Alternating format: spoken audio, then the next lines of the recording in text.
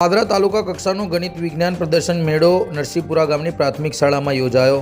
GCERT Gandhinagar પ્રેરિત જિલ્લા શિક્ષણ તાલીમ ભવન તથા જિલ્લા શિક્ષણ સમિતિ દ્વારા પાદરા તાલુકા કક્ષાનું ગણિત વિજ્ઞાન પ્રદર્શન 2024-25 પાદરાના નરસિંહપુરા ગામની પ્રાથમિક શાળા ખાતે યોજાયું હતું।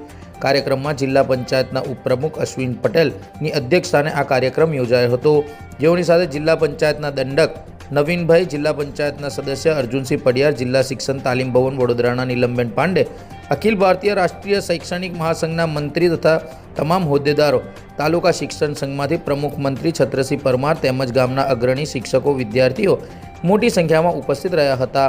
આવેલા મહાનુભાવોએ દીપ પ્રાગટ્ય કરી કાર્યક્રમની શરૂઆત કરી હતી તેમજ મહાનુભાવોનું સ્વાગત કરવામાં આવ્યું હતું।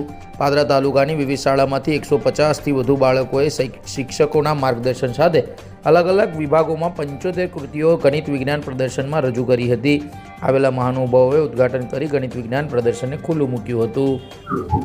પાદરા તાલુકામાં નરસિંહપુરા પ્રાથમિક શાળામાં તાલુકા કક્ષાનો ગણિત વિજ્ઞાન પર્યાવરણ વિજ્ઞાન મેળો આજરોજ કરવામાં આવ્યો છે, જેમાં લગભગ પાદરા તાલુકામાં 141 પ્રાથમિક શાળાઓ છે, જેમાં નીચેથી ગ્રુપની અંદર 7 જેટલી શાળાઓમાં હરીફાઈ વૈજ્ઞાનિક બાળકોની જે કૃતિઓની કરવામાં આવી તેમાંથી જે ઉત્તીર્ણ થયા 75 કૃતિ આજ રોજ અહીંયા ભાગ લીધો છે અને આ 75 કૃતિ 5 વિભાગમાં છે।